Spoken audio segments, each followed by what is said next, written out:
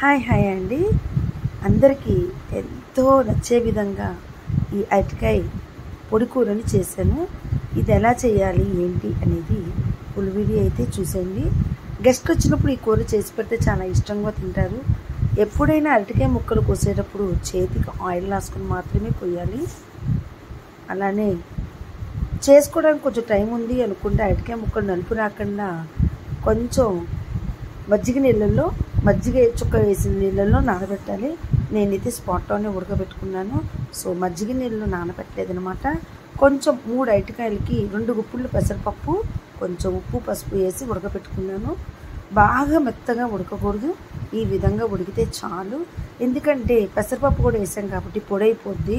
పొడిగా ఉండాలి కాబట్టి ముద్ద అయిపోద్ది. ముద్ద అవ్వకుండా ఉండాలి అంటే పొడిగా ఉన్నప్పుడే ఇగో చూసారా ఈ విధంగా ఉడికితే చాలన్నమాట.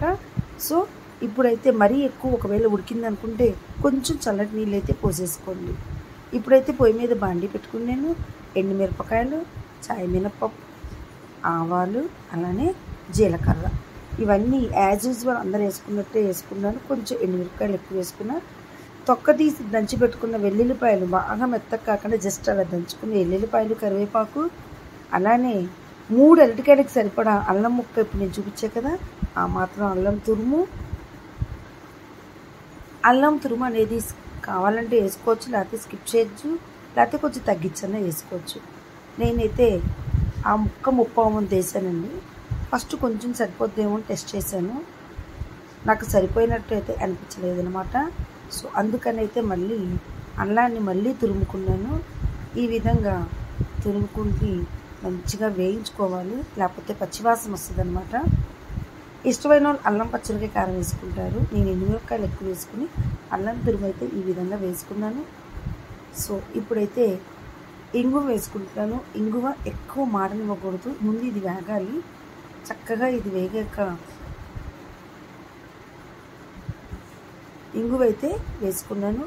ఇంగువ ఎక్కువ వేగి నలుపు రాకముందే మనం ఏదైతే ఉడకబెట్టుకున్నామో అరటికాయ పెసరపప్పు ఉడకబెట్టి వాల్చుకున్నాం కదా, ఆల్మోస్ట్ అది చల్లారింది కూడా. మరీ వేడి మీద చేస్తే ముద్దగా అతుక్కుపోద్ది. కొంచెం చల్లారాక ఇలా పొడిలాడుతూ ఉంటుంది అనమాట. సో పెసరపప్పు కమ్మగా ఉంటుంది అనమాట. కొంచెమే వేయాలి, 3 గుప్పుళ్ళు. సో ఈ విధంగా చక్కగా ఫ్రై చేసుకోవాలి ఆ తాలింపులో. ఇప్పుడు తగినంత ఉప్పు, కారం ఉన్నవాళ్ళు ఎల్లిపాయ కారం వేసుకోవచ్చు, కానీ ఆల్రెడీ నేను ఎల్లిపాయ తాలింపు వేసాను కాబట్టి నేను ఓన్లీ ఉప్పు, కారం మాత్రమే వేస్తున్నాను. ఈ విధంగా చేయండి, చాలా అంటే చాలా టేస్టీగా ఉంటుంది. డీప్ ఫ్రైయే చేయాలని లేదండి, అరటికాయతో ఇలా కూడా చేసుకోవచ్చు. ఇలానే బంగాళదుంప, కంద కూడా చేసుకోవచ్చు అనమాట. చాలా బాగుంటుందండి. కారం సరిపడినంత వేసుకోండి, కావాలి అనుకుంటే ఇంకొంచెం వేసుకోవచ్చు కారాన్ని బట్టి. కారం కూడా పచ్చివాసన పోయేంత వరకు ఒక్కసారి తాలింపు కంటే ఒక్క చెంచా ఆయిల్ ఎక్స్ట్రా అని నేను వేసింది. డీప్ ఫ్రై అంతా వేయకూడదు. ఈ విధంగా బాగా వేగాక చక్కగా ఈ విధంగా వస్తుంది అనమాట. చూసారు కదా ఎంత టేస్టీగా ఉంటుందోనండి. ఆల్రెడీ మా అబ్బాయి వచ్చి అడిగాడు ఏం కూర మంచి స్మెల్ వస్తుందని.